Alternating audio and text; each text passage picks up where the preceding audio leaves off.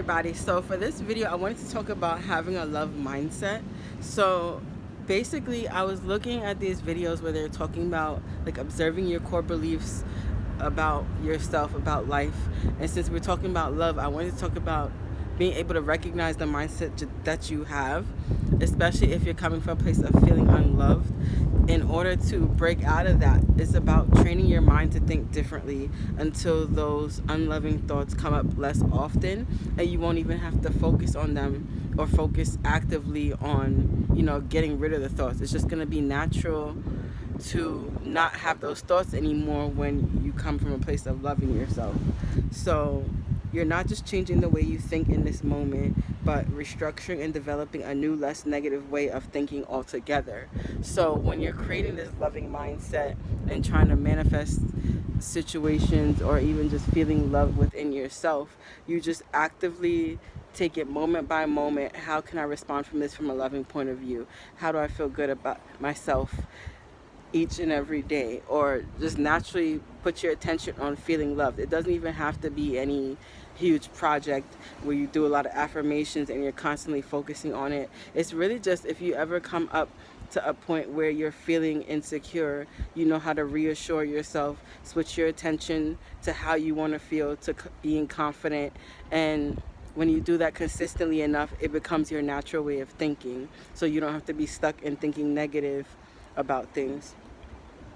So it's really just looking at your core beliefs about love, yourself, and life, and being comfortable with questioning your assumptions to the point where you no longer have more support in the negative versus the positive. So an example could be like, let's say deep down inside you feel safe. You might not be aware of it, but subconsciously you don't feel safe, right?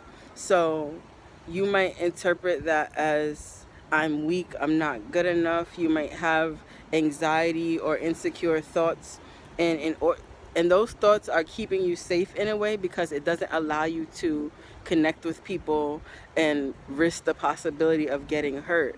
So to avoid risking your safety, you're going to avoid situations, or even if you have loving situations, you find a way to sabotage it, or you're looking for the negative automatically to just spare yourself the trouble of having to go through things, not realizing you're creating it by having those negative assumptions. So it's really just coming from this idea of, okay, I have a response to something. What does this say, or what do I think this says about me, or what does it mean about me in my life? And that's how you can kind of deconstruct the thoughts that you have. So you could say, well, I don't have any relationships, so what does this say about me? What does this mean about me?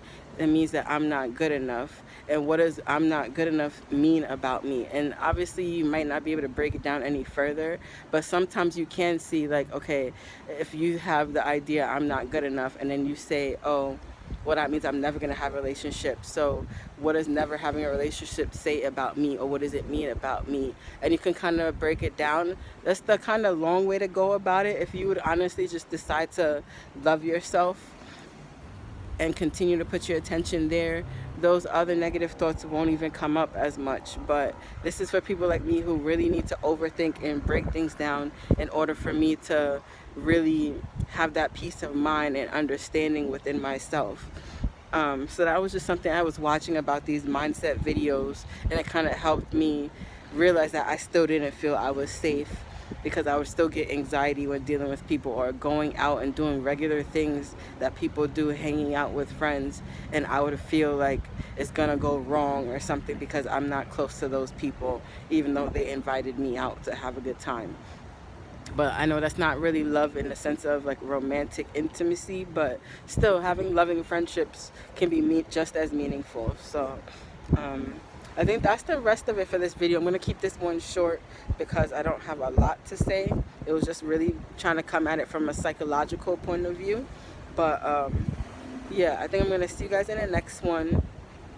And I hope you guys are liking this love series. Hopefully maybe y'all having some realizations or something. And I'll be glad that I could help anybody, improve themselves and love their life a little bit more.